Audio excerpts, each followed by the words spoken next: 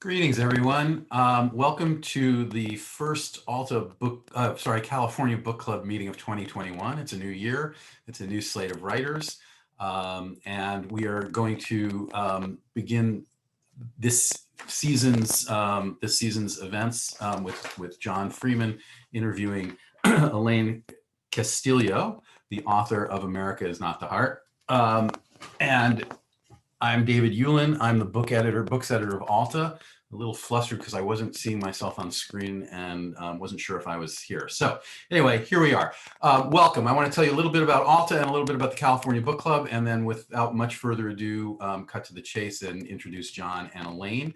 Alta Journal is a quarterly journal published in San Francisco with a focus on California and the West, the culture, the literature, the politics, the landscape of California and the West. Also doing a lot of online coverage, online book coverage, online conversations, and hosting the California Book Club, which is a book club that that Alta, along with a number of partners, I'll talk about them in a moment, has put together, featuring one California book a month.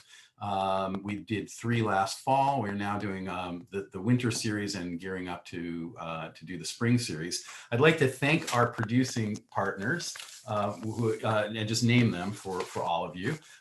They are Book Passage, Books Inc., Book Soup, Bookshop, Diesel, a bookstore, the Huntington USC Institute on California and the West, the Los Angeles Public Library, the San Francisco Public Library, Narrative Magazine, Vroman's Bookstore, and Ziziva. I'll be back to talk a little bit more at the end about how to be involved more with Alta and be involved with the California Book Club. But for the moment, let me introduce John Freeman, who is the host of the California Book Club, and tonight's guest, the writer Elaine Castillo. Please welcome John and Elaine. Thank you very much. Thank you so much, David. It's really a pleasure to be here again with all of you in California and around the world for our 4th installment of the California Book Club. My hope with this club when we began it was that we would talk about great books, beautiful books, but books that were situated within California and had done something new within the literature. In C.Pam Zhang's How Much of These Hills is Gold, the way that that book used history in just a brilliantly tweaked way to tell the story of a family that was living in the midst of the gold rush, trying to survive.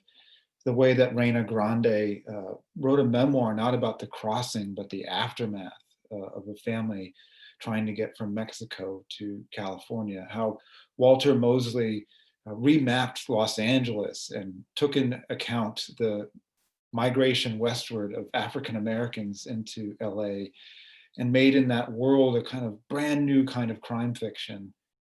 All these books, I think, did something new to the literature, and I have run out of fingers to tell you the ways that America Is Not the Heart, Elaine Castillo's debut novel, is breaking new ground as a novel.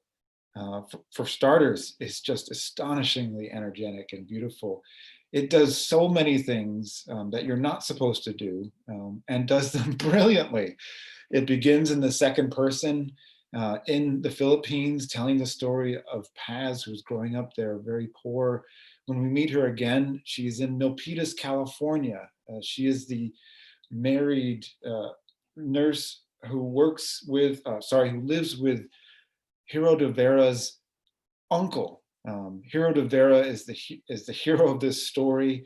She's arrived in Milpitas in the late 1980s, early 1990. Her fingers are busted from things that she suffered as a radical supporter of guerrilla fighters. She is basically trying to make her way in this country. And we pick up where her story begins, which is that she's now going to be taking care of Paz and her uncle's daughter, Roni, who shares a name with her, who has a terrible case of eczema, so bad that she's going to be going to faith healers. And Hero de Vera basically is lost in a way until she starts to realize that all around her are parts of the past that came over with her. And there are new friends, and she falls in love. And in a way, this brilliant novel, which is probably one of the best South Bay novels, if not the best I've ever read, is also a bisexual queer coming of age story.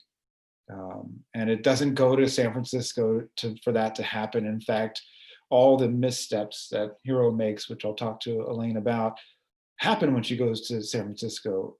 Everything gets better when she stays in Milpitas. It's a family story. It's a love story. It's a story about the Philippines. I am in awe of what this book has done.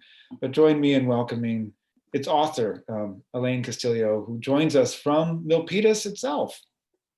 Not quite Milpitas, from San Jose, but yes, from the South Bay, from very much from the South Bay, where it's been very hot recently. Hi, John. You're in London, my old home, which we are going to talk about tonight. And hi, everyone, for coming in. And I'm hands-free, so I can't be part of the chat, but I did see some people go like, Paul Yamazaki, I saw you. Hey, shout out to you. Thank you guys for joining us. And what there was a time when I was promoting the book where I felt like I was talking to John about, it seemed like quarterly, and given the pandemic and everything, I think I haven't seen you now in something, it feels like 3,000 years, but it's probably just been 1 year. So now we get to talk and we can finally make up and have our quarterly conversation. John, you're frozen, although it's a very good position for you. And so I'm really looking forward to getting to having another deep dive view. For people who don't know, John read one of the first drafts of this book, which I think at the time it was 1,000 pages, which is nightmarish. It's one of the things that I wish I could have invented, that Men in Black memory eraser, which I mean, now he has to be my friend forever, or I have to dispose of him. But he did read that early book, so he is one of the people best placed to talk about that early work. And obviously I'm really looking forward to getting into that discussion about the book, about the genesis of it, about living in London when I wrote it, and about the various sort of moral, intellectual, emotional sort of histories that went into the making of it. But I would be remiss also to not talk about why there's an absence here for people who have been, I'm sure are anticipating Rachel Long's presence. Rachel Long, a British poet who does happen to be my best friend and soulmate and love, and who has written an incredible collection called My Darling from the Lions, is not here today, which is maybe clear from our introduction. Sorry, I'm seeing something going on in the chat about a hack. Is that correct? Should I be pausing just before I start rambling on? Oh, no, it's okay. It's just there's a bot that is asking how to cure hemorrhoids. Ah, right, okay. Which Right. It must be a hack, because I would be amazed that you would be saying what you're saying right now and typing that. Well, So. I am hands-free, so I'm definitely not saying anything. But yeah, okay, so I will, so just to briefly explain, essentially what happened today was California Book Club's Instagram account posted a photo of John, myself, and the British writer Aminata Forna on their Instagram feed, mistakenly identifying Rachel as Aminata.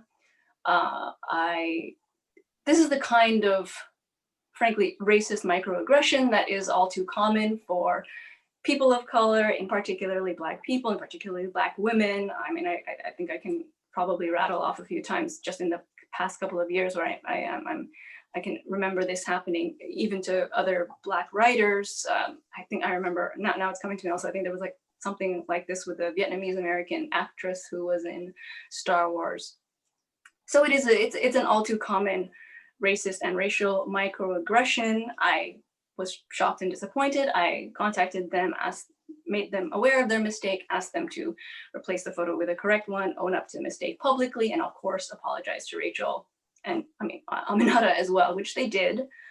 And after much discussion and chat and calls with Rachel ultimately decided to not take part in the event, which I 1000% million, trillion % support and have only absolute all-encompassing love and respect for. I'm here, and I'm still here tonight, obviously to talk to you all, but also I think it's useful in some way to use my relative privilege as the guest of honor here, and obviously also as a non-Black person of color, to take up the kind of affective labor that Rachel should not have to do, which is to say to accommodate when she has essentially, is bearing the brunt of that mistake, which, I mean, we can go back to why the word sort of microaggression is inadequate in terms of talking about, how these things affect us as people of color, and how they are an accumulation of small inhumanities that build up to a larger one. But I think it's also a good opportunity for us in this discussion to talk about things like even what the real meaning of something like graciousness is. Graciousness is not asking someone, is not, there's graciousness in accepting an apology, and there's also graciousness in ultimately not accommodating or centering the feelings of people who've made the mistake, but of putting into effect consequences. One of the consequences is that she's not here tonight, so that we learn from this, so that people don't make that mistake in the future for another writer. I'm hoping that we can have a larger discussion, that this can tie into some of the discussion that John and I would already have about sort of the book, and and why, how it ties into writing unapologetically not for a white gaze, and to also tie into maybe some of the work that I'll read from later, from a collection of essays that I'd already been writing about the racial politics of our reading culture. Because I mean, that's the thing with these sort of events, is that they often are part and parcel of a larger fabric of experience. And what's gracious is sort of acknowledging them and acknowledging the consequences of them, and not putting on, I think especially post-inauguration, we've got a lot of the kind of discourse and narrative of sort of unity and sort of everything's great now. And I think it's useful to resist a little bit that narrative. So some of the people who have been commenting in the chat have entered a little late, so I'm just going to repeat a little bit. Sure, yeah. What happened, and then ask you a question, Elaine. In the promotion of the event, a picture was used of Elaine, myself, and another writer talking, and that writer was identified as Rachel Long, and in fact was the Black British writer Aminata Forna, who, by the way, is a wonderful writer herself. That was a great event in Vancouver. I remember that. That was a good night. And the only good thing about that photo is that we're laughing. But as Elaine was mentioning, this happens all too frequently to writers of color.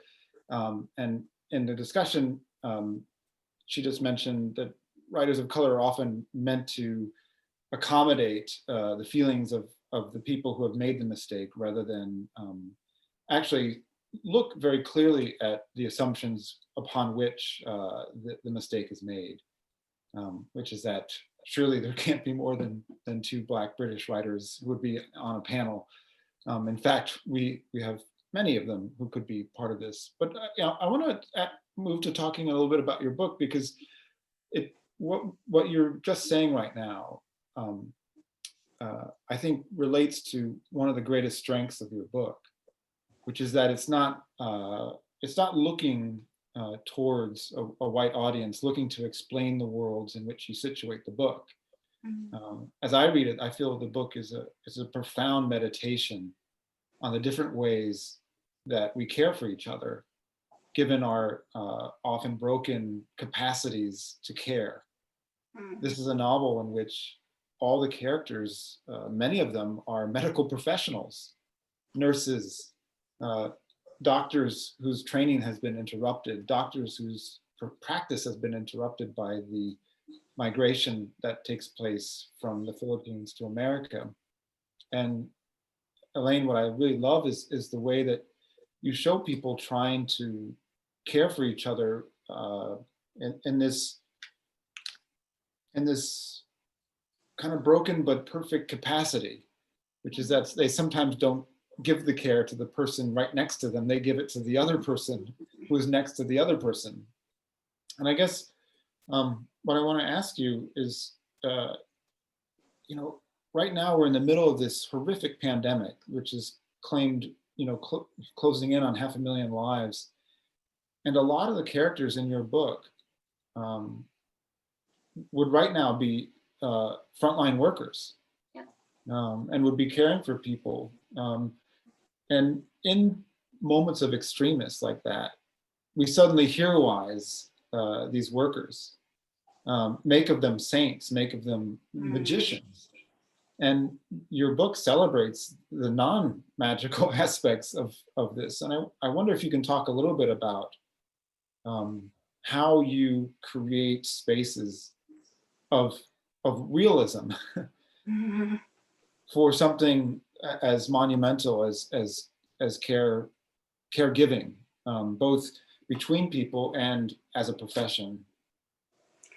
That's such a good question. It is something that I've been thinking about recently. I mean, just, you know, on a personal note, my mom literally just got her second dose of the vaccine. So as a frontline worker, many of my cousins are frontline workers, so I am getting the constant sort of emails and texts with the photos and the news from the front, as we might say, and it is horrifying. I have just endless font of respect and love for them and for all frontline workers. I mean, I think, you know, as someone who grew up really in a family of medical professionals, and grew up with people whose job, not just job, but I mean, especially for medical professionals, there's so much of it that's beyond a job. It's a vocation and an identity.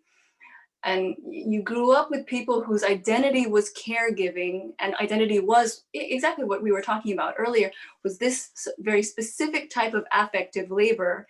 And I remember how much it struck me, how much that affective labor that they had to perform in the workplace then made them, in a sense, unable to perform that same type of affective labor at home. Like I mean, maybe this is just me joking about how everyone in my family is just emotionally just stone in terms of, I mean, just in the language of like Stone Butch, but everyone in my, you know, family is just, I think at some point I was telling someone that I was going to turn this book into a trilogy, and the trilogy would be called like the Hard Asses with No Feelings trilogy. Because there is something about that I think I've always found extremely touching, moving, in particular, not people who have a really difficult time with expressing their emotions, with expressing their feelings, who feel more comfortable in silence, who, especially in writing the kind of scenes and dialogues with people who cannot say what they mean. And when you add the extra layer that they also can't say it because most of the time they're not trafficking in their, you know, primary language, which is also the truth, for example, of someone like Bus, you know, who has the kind of emotional clammed upness of someone who's gone through the kind of first rural poverty and then sort of life under martial law and then immigration that she's gone through, the kind of sort of essentially class discrimination that she's experienced in the Philippines, and how all of that sort of combined with the fact that, you know, she feels othered speaking not only in English, but in Tagalog, which is, you know, supposedly the kind of lingua franca of the Philippines. But, you know, as Filipinos know, that is an imposed lingua franca, that there are many, many, many languages in the Philippines that are very distinct from Tagalog. They are not dialects in the kind of Chomskyan. The only thing that separates a language from a dialect is an army. They are not dialects, they are separate languages. And so to that added aspect of the language also making someone feel as though they can't express themselves, I think I found was a kind of, I mean, narratively rich place to explore. How do we how do we come to terms with our feelings? I mean, in the most basic sense, it's very hard to feel things. Certainly that's been my experience. what I love is you find other ways for the characters to communicate. Sometimes it's just touch. So our hero or heroine, however you want to say, our protagonist is charged with taking care of Roni, Paz and Paul's daughter, picking her up from school. Roni's often getting in fights. They go to a strip mall, and she meets Rosalind, who has come to Milpitas, I think when she's about 5 years old. And Rosalind's a makeup artist. And one of the first things that happens between them, which starts their friendship, is Rosalind washes Hero's hair. And it's the first time that she's been touched tenderly in a long time. And they're already, that's when they really start communicating. They've communicated through eye contact. And this book is a kind of celebration of all the different ways that people who cannot totally communicate figure out ways to care for each other. Yeah. For feeding each other, gentle, touching, going to dance parties. There's a block party that takes up about 20 pages of this book, which is just fantastic, which I really wish I could one day be invited to. And I wonder if you can talk about the challenges of creating non-spoken spaces like that, because this is a big, rich, eventful novel, but it's also a novel in which, for long periods, there's not something technically happening except for people in shifting states of emotion. Yeah. I think. I mean, my agent would tell you that I have to be wrestled to write dialogue. That I think so much of my work and my writing practice, and also just what I fall in love with in other forms of art and TV shows and in books and in movies, has always been the gestural. Always. I think so much of what, and I think probably even the kind of kernels that probably started the book were in gestures and things like, I knew that hair washing was going to happen, or I know about hands, or I know about pasta in her teeth. For me, not images, but specifically gestures, specifically these sort of nonverbal movements from one person to another that are rich with their own language. I think that's been so important to me, but I think that must be important to a lot of diasporic kids who grow up living in mixed language households, or who grew up knowing that, their parent, my primary language is different from my mom's. You grow up in an environment where you have to, in a sense, be able to avail yourself of multiple types of language and communicating, and also be able to have other types of language legible to you, because your mom might not know exactly how in English to tell you that you've been shitty, but you can tell from the look of her face or the way that she closes that particular car door. Certainly I was able to start reading those minute gestures, and they were imminently legible to me. So I think that's also a huge part of what it is to grow up in a diasporic household as well, is that attention to gestures and that love of the non-narrative narrative. I wonder if you could read a little bit from the novel, maybe from the opening, because as we're talking, I realize one of the best things, if you haven't yet read the book, is it's an earthquake. I mean, Elaine writes with an intense amount of momentum and musicality, and it just sort of bursts from the page. And after you read, I would love to ask you just how you get from your head to that kind of sound. Well, thank you. That's kind. So I haven't read from the book in what feels, again, like 3,000 years, because, in 2020, every month feels like 100 years. So I'll read a bit from the prologue, because this is probably, it's one of the earlier parts of the book that I'd written. I mean, I wrote the prologue first, so you read it in the 1,000-page draft, and Rachel read it when we were in our writing workshop in Goldsmiths where we met. So I'll just read a little bit from that, just to start us off. So this is taking place, this is being told from the perspective not of Hero, who's the main protagonist of the novel, but Bas, her aunt. So you're a girl and you're poor, but at least you're light-skinned. That'll save you. You're the second eldest child and the second eldest daughter of a family of 6 children, and your parents are subsistence farmers. Your mom sells vegetable at the local market, and when that doesn't make enough to put food on the table, you sell fruit and beans by the side of the road. That is, until your father manages to get a job working as a clerk for the American military in Guam, where he acquires a mistress and regularly sends money back to the family, the latter gesture absolving the first. He returns every 3 years for a visit, which is why you and nearly all of your siblings are 3, 6, or 9 years apart in age. On those rare visits, you treat him with rudeness out of loyalty to your mother, who neither thanks nor acknowledges your efforts, or for that matter, your existence. Eczema-ridden you at 8, hungry adolescent you at 12, all your early, ragged versions. When you're old enough to know better, but not old enough to actually stop talking back to him, your father will remind you, usually by throwing a chair at your head, that the only reason you're able to attend nursing school is because of his army dollars. It's your first introduction to debt, to utang na loob, the long drawn-out torch song of filial loyalty. But when it comes to genres, you prefer a heist. Take the money and run. Growing up, everyone says you're stupid, you're clumsy, you get into at least 1 fight a week, and even your light skin, while universally covetable, is suspicious.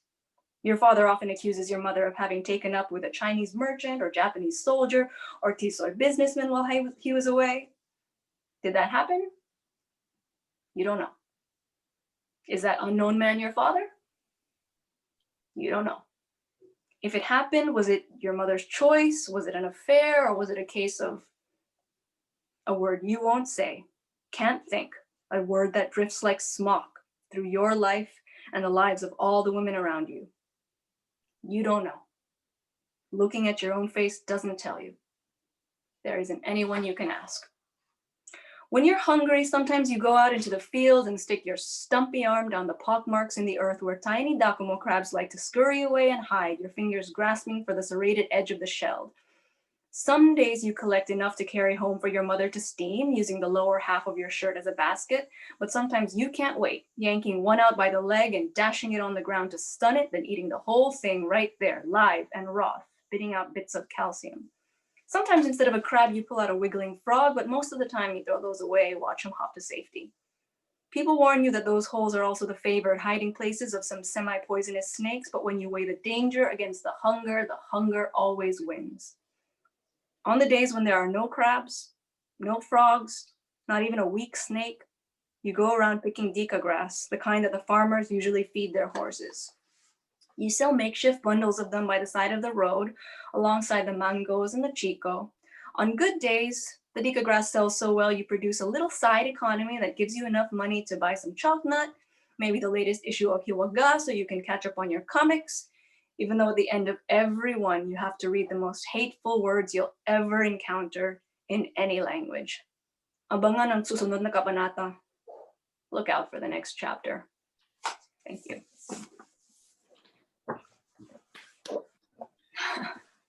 One of the things I love about this book is how over time, as you get to know these characters, you see sort of patterns recur and sort of alter within them. And I wonder if as you were making it, if you were sort of conscious of that, of showing, sort of ripples of, I guess to some degree, the trauma to some that Paz has grown up with, passed down either through gesture or behavior to Roni, who is constantly eating and being fed in ways that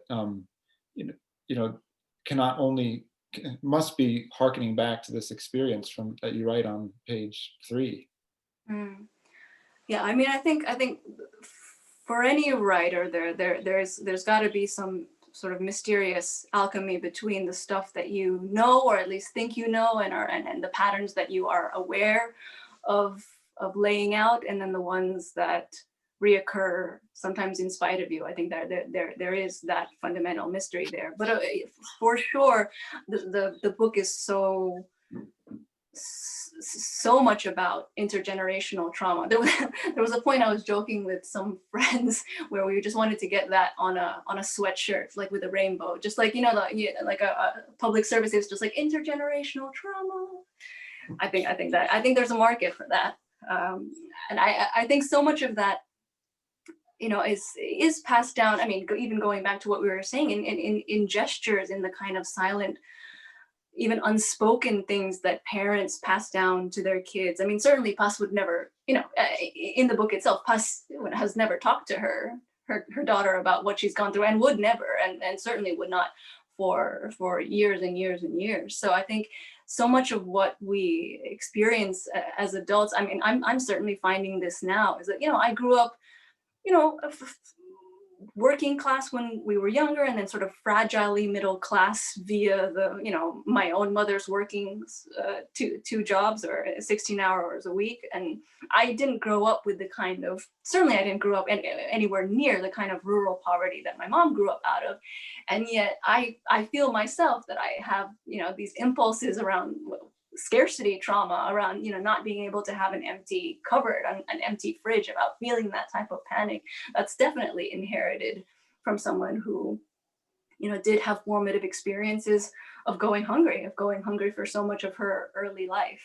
And I think that is, I mean, that's just how our history comes out in us is so evident, not just in the stories we tell each other or don't tell each other, which is, I think, more the experience for a lot of diasporic kids, but in our bodies, in our food, certainly in the way we speak to each other, the way we go silent around certain things. I mean, kids are certainly very much aware of that. You know, kids know when you're avoiding a subject, even if for years they don't know why. Certainly I did.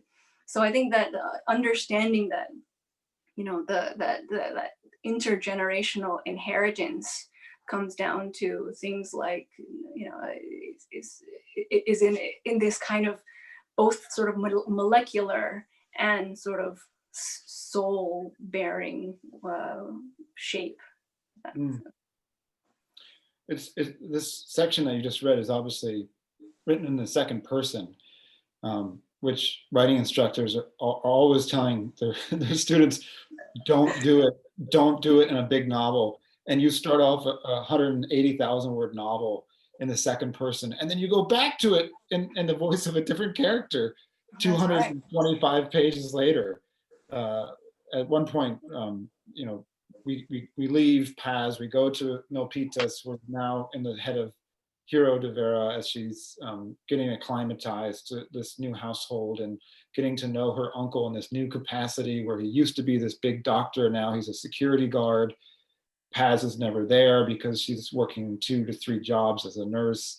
Hero's driving Roni to school, and then she meets Rosalind. And then at some point you jump into the second person again, and you're writing from the perspective of Rosalind. And I wondered why you did that at that point in the novel, because it immediately it made a connection to me in an unexplained but very vivid way between Rosalind and Paz. And I wondered if you thought about why they needed to be connected, and tonally. Yeah, no, absolutely. Well, I mean, to your first point about that second person, what's the deal? Why is everyone hating on the second person? What's going? I mean, I'm joking. I mean, I know why people hate on the second person. It's because it's this reviled, non-literary sort of mode. It's this sort of embarrassing mode that kind of asks this very sort of embarrassing, sort of squeaky intimacy with the reader. It's a confrontational mode that asks for a complicity in a sense. So I think I get why it's so reviled. I know the context, at least the literary context, for why it's so reviled. But I mean, I will say, for my own history, growing up, so much of the work, I remember reading so many texts by writers of color that were in the second person. So I also think that there is something there about the politics of the second person and what modes are considered non-literary and why. I mean, I remember one of the best stories of all the time, one of the best pieces of writing of all time is Jamaica Kincaid's Girl, which is in this incredible second person, but which is also in this sort of voice of a mother, but also a village. It immediately throws you into the experience of someone having to weather the judgment of both a mother and the community. So certainly my experience growing up was not that the second person was this, forbidden, amateurish mode that one had to write in when you were, a young, terrible writer, but then do away with once you were an adult, real professional writer. But that, it was a mode that was used by some of, my favorite writers, in particular, my favorite writers of color. And I think there is something to be, disentangled there about, why we think certain modes are more literary than others. But for the reason, the reason why Rosalind's section appears in the later half of the book, and the connection between Rosalind Past, which I'm really glad that you've made. I think you might be the first person to have made that discussion between, or that connection between the two of them. I remember there was a debate at some point when the book was still in edits about whether or not the Rosalind section should stay in. And I think I said something to the effect of, it might be a better book if that section is not in, but it's not going to be my book. So I felt very, very strongly about keeping that section in, and do feel strongly about making writerly choices that don't necessarily serve, what should we say, what we might think of as a kind of conventional narrative flow of a book, but serve the writer's idea of the work that they are trying to put out into the world. And I think I remember the Rosalind section, I think probably also came about because I was just incredibly uncomfortable with writing from Hero's perspective, pretty much throughout. I think I started writing, when I first wrote the book, I thought I would write it from Ronnie's perspective. I share the most autobiographical details with Ronnie. I mean, I think I saw someone in the chat just saying that I sit like Ronnie in in real life, which is true, but I think that is also true of many Filipinx people. So I'm not copying that as an autobiographical out. But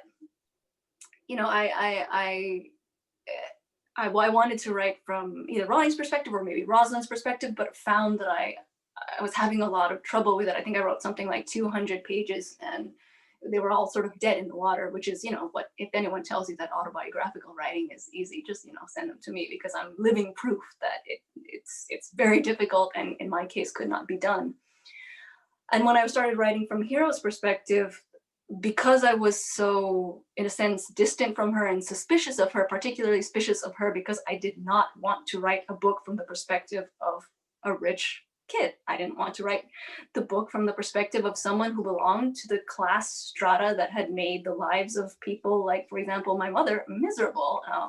And my parents came from a mixed class marriage, so I was very aware of the privilege and the power that the upper class in the Philippines wielded, both in the Philippines and in the diaspora. And I just did not want to write from that perspective. But I think it was because I was so uncomfortable about it that, in a sense, I was free, because I didn't feel protective of her. I was able to write, in a sense, honestly.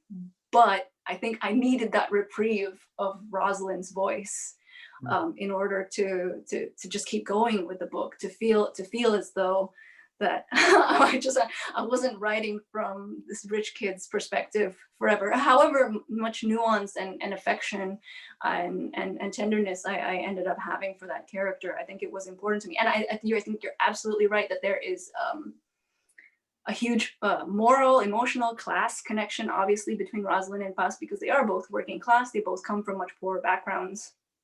In the Philippines, they both come from backgrounds that I'm more familiar with, and probably have more of a personal bias towards. So it was important for me to have that voice in the book, and particularly the voice of someone who had grown up in the Bay Area, was not born there, grew up in the Bay Area, but had the voice also just, the kind of cool older cousins that I knew that growing up that I just, I thought were very cool back then, and that I wanted to hear that voice again and see it on the page. It can be something as selfish as that, really. Mm. Yeah, this is a novel in which you realize that you can have a love affair and pagers in the same book. It's a novel in which there are DJs and house parties, and if you were a kid that grew up in the 1990s in California, in the suburbs, Yeah, pagers. there's a lot of this book that's gonna ring familiar. And just to clarify, I'm a big fan of the second person. I think it's discouraged from students because it's often a way to get momentum. But if you're not asking of the reader a challenging act of collusion, Yeah. it's a fast emptiness. If you Yeah. Mohsen Hamid, I think, used it brilliantly in How to Get Filthy Rich in Rising Asia, which is based on self-help books, and each chapter begins in the second person, and then gradually folds itself out into third. Juno Diaz has used it before. Someone in the comments reminds that Tsitsi Dangaremba has used it in her recent Booker finalist. It's a brilliant device. It's not typically used in a novel this long, actually, is one of the reasons why I think it's so ingenious. And I think it adds to the choral aspect of this novel. Which brings me to something I want to ask you about, and we can come back to your friend Rachel Long, because on top of all this, the form that you're breaking in the book, the way that it's moving in and out of past, the way that it's yoking forward the history of the Philippines and America's imperial relationship there, and genocidal acts that were committed by the American military in the earlier part of the 20th century. You were writing this from England, where you moved in 2009. And can you just describe a little bit, if you will, if you can, what brought you to England, and just describe maybe meeting Rachel, because it sounds like your relationship was important to the conception of, or the making of this book. Yeah, absolutely. And it definitely was. Would love to. I moved to London in 2009, which seems like an alternate universe now. And the reason I moved, the kind of practical reason I moved was that my partner got into a master's program there and is an EEA national. So we just, moved there. But the real reason I moved was grief. My father had passed away 3 years prior, and I was living in the Bay Area, and it was just a mess. The entire Bay Area was a graveyard for me. Every corner that I went to, every sort of donut shop, every place was just memory. So I would have gone anywhere. If a job had shown up literally anywhere, I probably would have taken it. And it did. London was literally anywhere. I didn't have any. London wasn't one of the places that was sort of on my radar as a, growing up, the way sometimes you sort of imagine, oh, maybe one day I'll live there. Although I don't think it was in London that I realized that Radiohead was British. I think it was before that. But I did realize, oh wait, no, I did like Radiohead in high school. So there was some British stuff that was involved in my formative years, my formative teen years. But yeah, so I would have jumped at any chance, and definitely had a hard time at the beginning, sort of adjusting. Not least of all, we were penniless students at that point, having sort of sold everything to get the UK equivalent of the green card, and was doing a lot of sort of soul searching about my work, and was freelancing and writing. And at that point, I was writing this terrible 600-page novel. Have we talked about this? We must have talked about this, and then maybe we didn't, in the hopes of trying to keep one friend in my life. But it was this terrible 600-page novel about Sappho, the Greek poet, poet Sappho and Aphrodite, on but also about the European migrant crisis. Yes, you did. Yes, I did. Oh God, yeah, it's all coming back to you. If you want to leave the chat now, it's all you can. I was working on that, and that's also a lesson in terms of, you know, thinking about, you know, what's really someone's first novel, is that usually a first novel is built on the kind of graveyard of novels that they've had to sort of let go of, shelve, you know, for the goodness of the greater good of humanity, basically. But at the time I was working on that, and then eventually, you know, I did a lot of things. At some point I was doing getting into filmmaking and for a while, and then eventually I did apply for and got into this writer's workshop, or not writer's workshop, some writer program at Goldsmiths College at University of London in South London. And yeah, and I think the summer before I was supposed to get into that program, or the summer before I was supposed to start that program, I essentially wrote in what felt a little bit like a fugue state, the prologue of the book. And I didn't know what it was going to be. I didn't know, at that point I didn't know who was going to be the main character or how that novel would end up. I just wrote the prologue. It felt like it just came out of me. And then at that point was sort of conflicted about whether or not that was the work that I should sort of discuss at the workshop or at the program. I don't know why I keep calling it a workshop. This is sort of instinctive diminishing based on personal feelings. If that was what I should work on at the writing program. So I think I started the writing program, and immediately sort of, you know, in the kind of tradition of great love stories, sort of locked eyes with Rachel across a conference table. And I mean, fell in love with her work, really, first and foremost. I mean, the poetry collection that she's just published in Picador in the UK, and that will be published, that will be published by Tin House in 2021. I mean, I remember reading some of those early poems in that workshop, and, you know, to fall in love with someone's mind, their heart, their sort of moral and emotional universe was immediate. But I think we really bonded. I think after, I hope it's okay that I tell this story, but I think it must be because I'm also going to write about it. After a particularly contentious session in which I basically had to be the angry brown woman and call another writer out on their terrible racism in their short story, just to be like, Mexicans are also human beings, not sure if you've known. So that I think we struck up a conversation after that, and basically haven't stopped talking since. And, you know, I always say, if you were sort of patient 0.5 of reading this book, since you read that 1,000 page draft, I think Rachel really was patient 0, because I did end up, I think I went last or something towards in our writing, in our sort of prose or writing sort of workshop, and ended up workshopping what has become part of the prologue, even though I didn't work on it really for the rest of the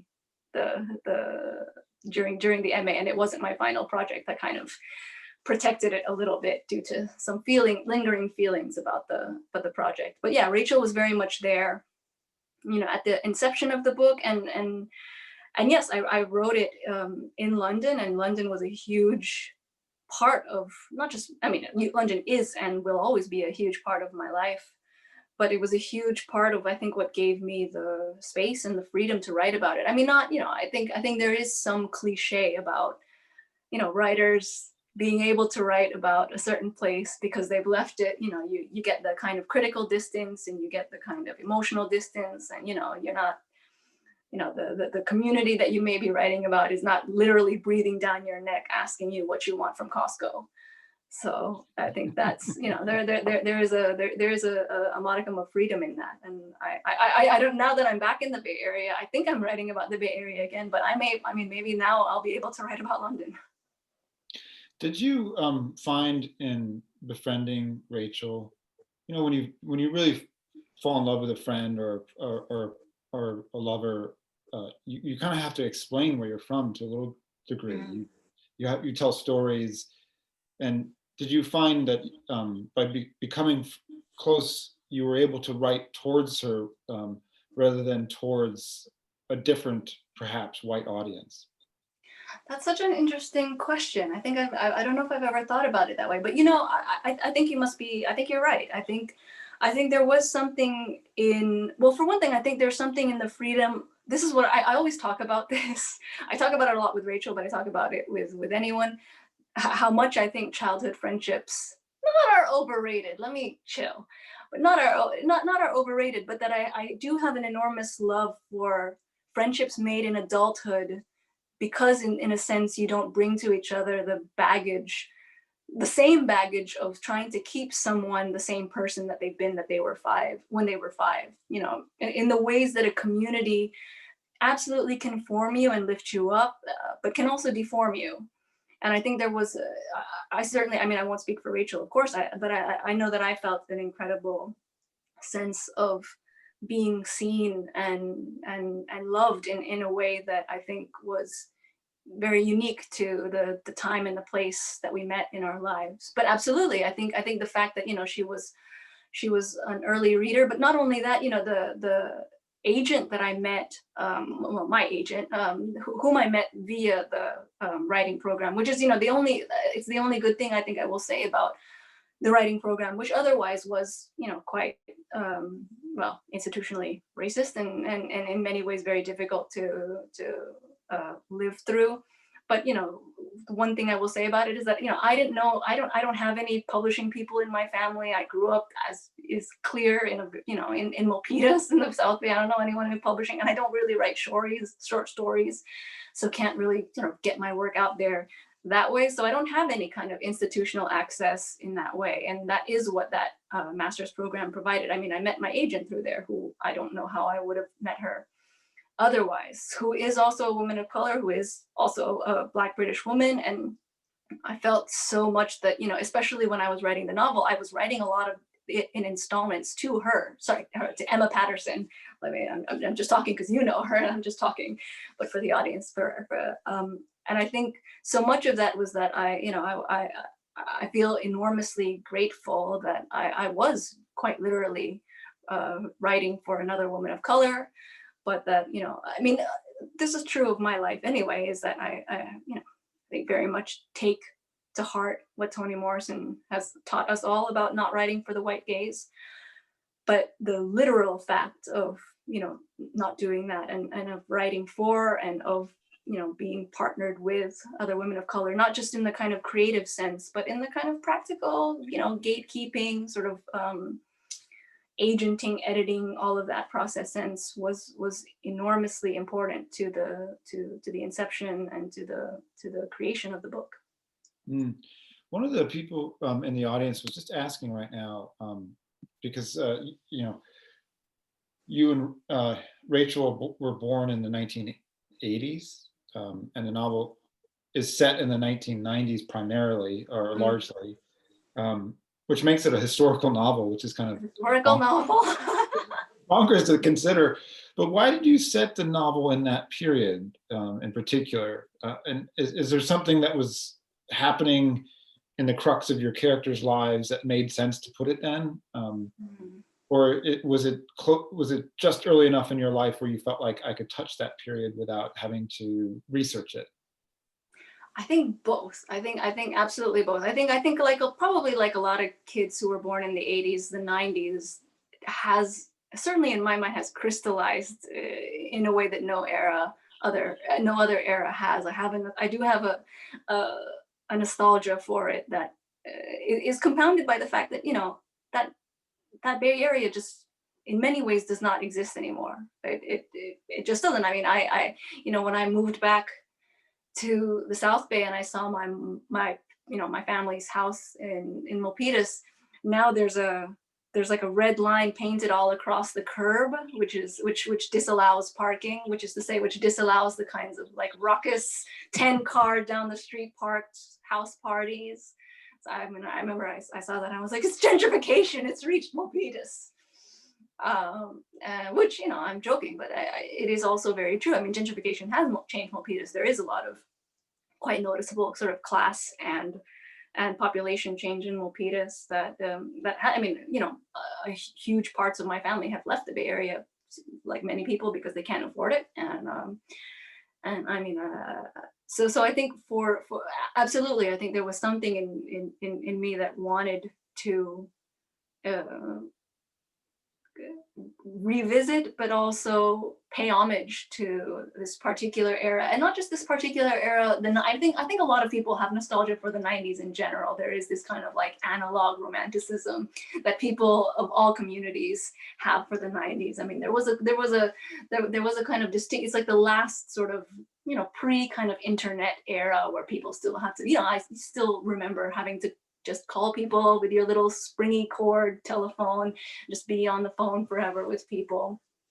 You know, that that era of experiences and that era of non-internet or non-socially mediated experiences, I think, you know, it is something that is important to many of us. But I do also think it was probably particularly important for the Filipinx diaspora that I came out of, just because it just felt like so much of what still is sort of romanticized about that era, you know, the like, you know, Filipinx b-boys and b-girls and breakdancing and house parties and, you know, Filipinx singing group, you know, boy bands, and the music that was out of that remains sort of totemic and iconic for that community. I think is came out of that era. So I do think certainly people of my generation were still very formed that and have a romanticism, or have a romantic view of it. I will say now though that I think the stuff that I'm writing now, and maybe this is just me, is now I think trying to puncture a little bit that romanticism, and I hope that however obvious my affection for that era is, I do hope that there was also a critical lens for, you know, that what in that era was also very difficult to live through, you know, not, yeah. Yeah, I see it in some of the details. At one point, Hero says she comes across a DJ group called Knuckles of the South Star, which she says makes her think of fisting. And there's an implied kind of critique of the masculine culture around the DJ sort of circuit. I want to go to some of the questions here because they're really brilliant questions. And one is coming from a queer Filipinx poet who said, I would love to hear any advice you could share with queer women of color who also happen to write. And, you know, she relates deeply to America is Not the Heart. And I would love to hear what you say to that. Oh, well, first of all, thank you. Shout out. Hey, thank you for coming. Thank you for coming through. Thank you for spending the time this evening. I mean, you know, I do think about this a lot, the kinds of advice that I would want to give, or the kinds of space that I would like to make that maybe, you know, I didn't necessarily feel or have growing up.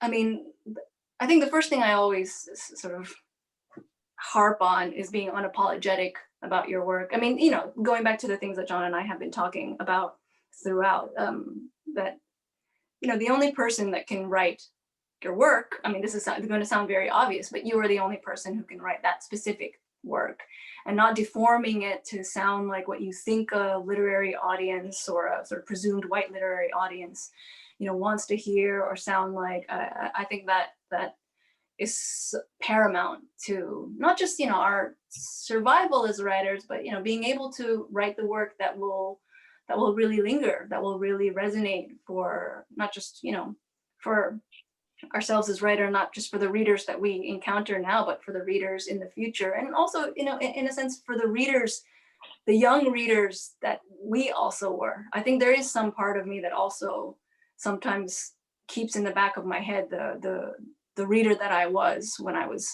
younger, and wants to also write into a future for her. But I will also say, because I think that advice, you know, is kind of general, but speaking specifically to a queer Filipinx experience, I mean, you know, I think it was very important to me to write a book about, you know, bisexual Filipinas, being a bisexual Filipina, and to write about it within a suburban context, being someone who is a suburban kid. And I think maybe rather than advice, I'll just share also some of the struggles or the things that I've been thinking about a lot lately, because I have been thinking a lot about the kinds of inherited pressures and wisdoms, or wisdoms and pressures rather, to reverse it, that growing up in a diasporic community can impart or inflict on its more vulnerable members, or the more marginalized members of its community in particular. You know, your queer kids in a community, queer kids in a diaspora. And I've been thinking a lot. I feel like recently I've been thinking that, you know, it's sort of an Asian American cliche. Things like ancestor worship or things like elder respect. I think it's a lot of us inherit it and live with it.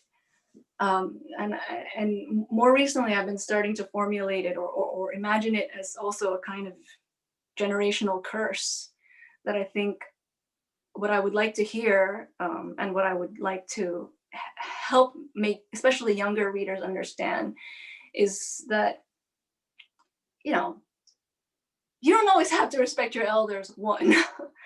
I mean, certainly this is true of the kind of critical lens that I put on Bulosan when I was critiquing, well, in the title, which is a critique of Bulosan, but when I lovingly critiqued his America is in the Heart, in the New Penguin Classics version of it. But also, I think, you know, so much of what I'm writing now, in the novel I'm thinking of now, and in the fiction I'm writing now, is also thinking about how difficult it is for people who are writing and working within a community that's already marginalized to then speak out about that community, which is to say, to call, you know, if you already feel like, well, we're already, you know, suffering under white supremacy, so, you know, we all have to stick together. The result of that usually being that queer kids, you know, trans kids, women are then being made to keep silent, because, you know, if you're already suffering from white supremacy, well, then don't talk about rapists within your community. You know, don't talk about homophobes within your community. Don't call out, because, you know, it's bad enough. Don't let them hear that, like, what, are we homophobic as well? You know, that. So I think a lot of what I've been sort of considering or reflecting on recently have been those kinds of, in a sense, double silences, or those added pressures that are particularly laid on the shoulders of people who are marginalized within their diaspora. So I would say, yeah, go out fighting. I would. So, Elaine, you know, since we're talking about the way that we read reading, which I think is something you've been under an intense amount of awareness of, because you've just published a book that's been inside of you for a while in some form or other. I wonder if you could kind of take us out by reading a tiny bit of this essay that you've been working on, because I feel like it's a way to kind of think about well, some of the assumptions that are often brought to books like yours, and that you're absolutely definitely writing against. Yeah. Oh, well, thank you. Yeah, I can write. Just to give some context, so I've been working on since the spring of 2019. I mean, whenever you say these dates, it sounds like you're literally talking about a different planet. But the spring of 2019, that planet, I'd started working on a book about the politics of our reading culture, in particular the racial politics of our reading culture, and it had come out really out of some of my experiences of being on tour. And touring this book, but also some of the experiences that I was seeing and were kind of coalescing into an understanding about how we read writers of color in particular, and how that kind of and how we essentially misread and writers of color. So I think I usually read another section from this in the past past events that I've done in the past few weeks. I usually read another section, but given sort of some of the things we've been talking about, and given some of the things, yeah, we've gone over, I think I might read from another section, which I actually have never read before. So California Book Club gets an exclusive there. So this is from an essay called "Reading Teaches Us Empathy and Other Fictions." Recently, I've been thinking of someone I've been calling the unexpected reader.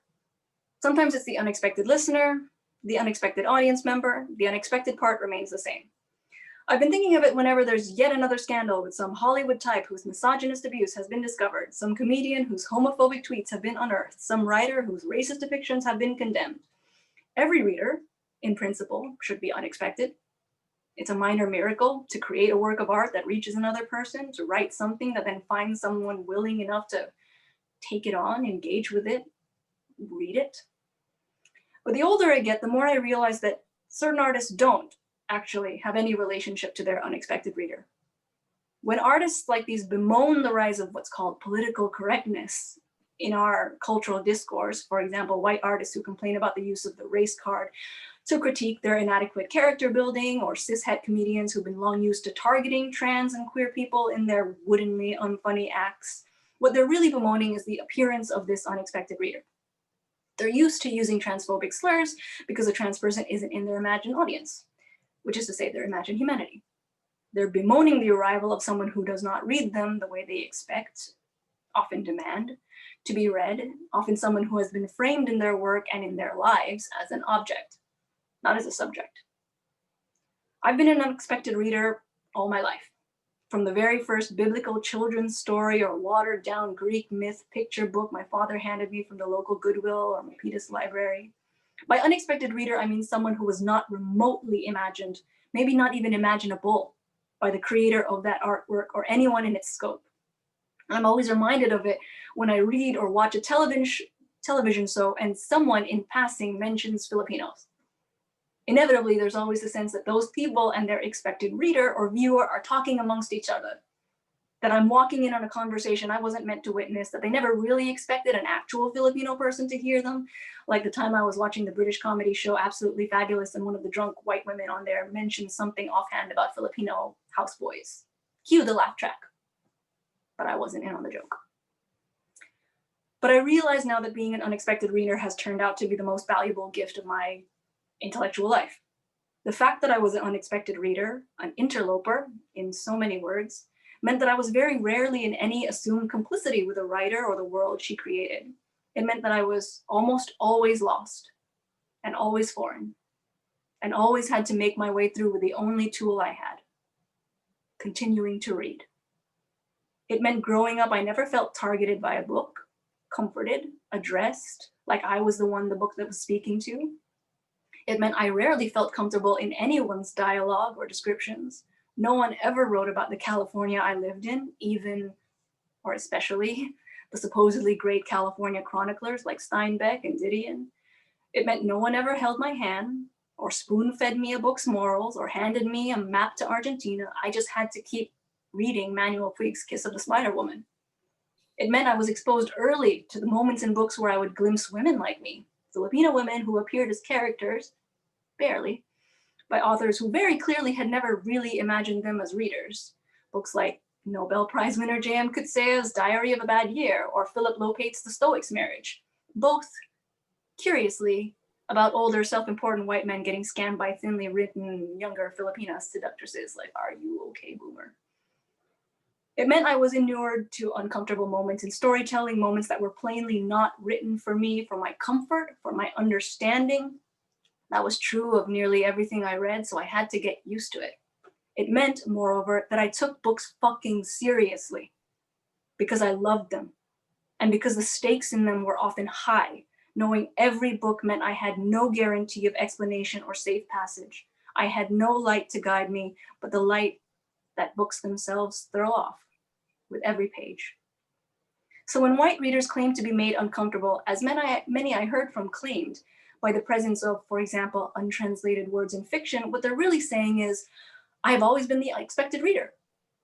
What they're really saying is that they're used to the practice of reading being one that, even while supposedly challenging them the way a safari guides you through the wilderness, that reading is one that ultimately prioritizes their comfort and understanding. So that even when writers of color are depicting stories about their own communities, these stories must be told according to the needs and wishes of that expected and expectant reader.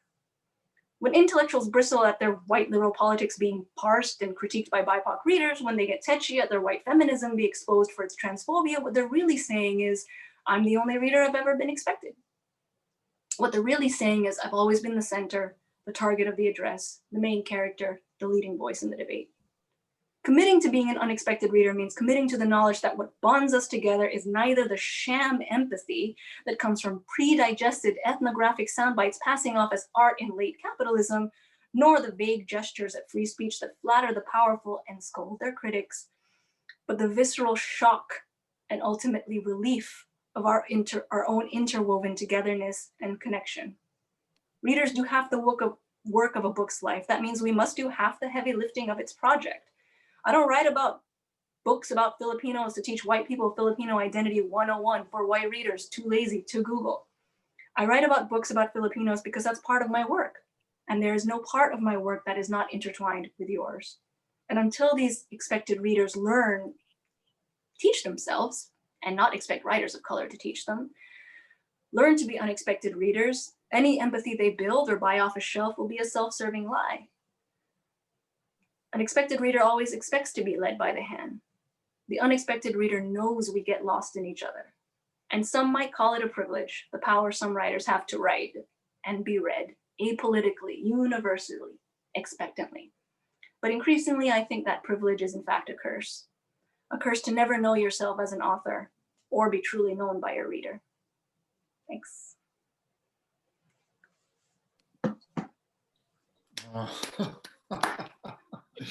Wow, that is such an amazing essay. Thank you so much, Elaine, for sharing parts of it with us.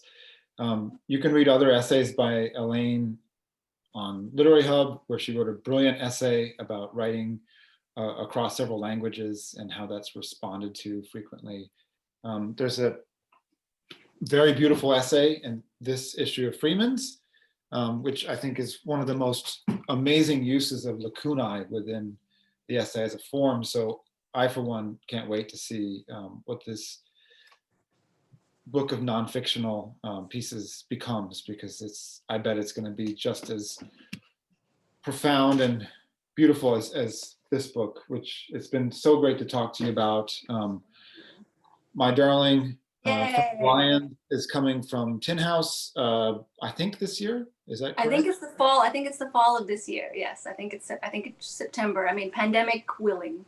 Yeah, would that we all can develop friendships like this as readers and writers. She's a wonderful curator herself. She's a translator from Brazilian poetry. She's led a collective of Black British poets. Yes. Yeah, she's a wonderful person. Thank you, Elaine, for being with us tonight. I'm going to bring back David Yulin, who's going to walk us out and tell us, I guess, what's to come and maybe some other details about Alta. Oh, well, thank you, John. Thank you, everyone. Thank you, everyone, for coming. It's always fun to talk to John. It's always, I mean, I would talk to you, in a phone booth in the rain. So, but thank you again for making the time, and thank you to everyone for coming through and for making this happen. It was a real pleasure.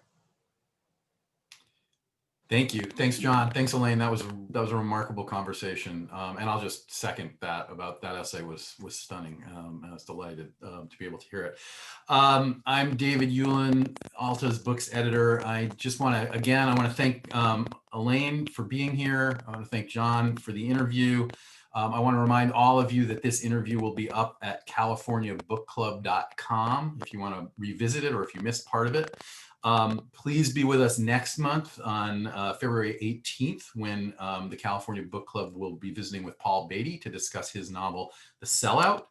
And I want to thank our partners again, Book Passage, Books Inc., Book Soup, Bookshop, Diesel, a bookstore, the Huntington USC Institute on California in the West, the Los Angeles Public Library, the San Francisco Public Library, Narrative Magazine, Vroman's Bookstore, and Ziziva. And I want to remind you all that there is a sale on Alta membership for CBC members. You get 25% off the Alta annual membership. That's usually $50 a year for 4 issues, plus various other benefits, web access, the clubhouse, etc. But with this special link, it's only $37.50, and the special link is altaonline.com/CBC offer. Please participate in a 2-minute survey that will pop up as soon as we end the event. And Happy New Year. Welcome back. Thanks for being here. I hope you have a good night, and we will see you all hopefully next month. Good night.